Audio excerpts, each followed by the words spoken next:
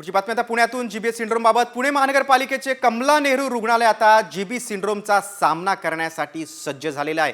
महापालिकेच्या या रुग्णालयात आता रुग्णांवर मोफत उपचार होणार आहेत. पुण्यात जीबी सिंड्रोमचे रुग्ण खूप आहेत आणि त्या दृष्टीने आता महापालिकेने कमला नेहरू रुग्णालयात काही बेड आरक्षित केलेत. 45 बेड आरक्षित केलेत. या संदर्भात आमचे प्रतिनिधी सचिन जाधव यांनी आढावा घेतलाय डॉक्टरांकडून.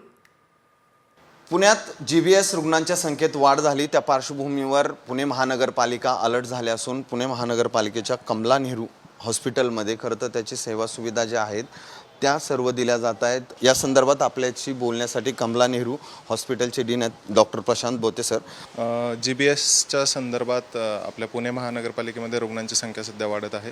तर त्याच्या पार्श्वभूमीवर आम्हाला आयुक्त साहेबांनी आदेशित केलं की 15 bed male medicine, 15 bed female medicine आणि 15 बेड ICU या संदर्भातली तयारी आम्हाला पूर्वतयारी करण्यास सांगितली होती. त्या पद्धतीने आम्ही या सर्वांची पूर्वतयारी करून झालेली आहे. या पार्श्वभूमीवर आपण सर्वांनी बाहेरचं खाणं टाळलं पाहिजे.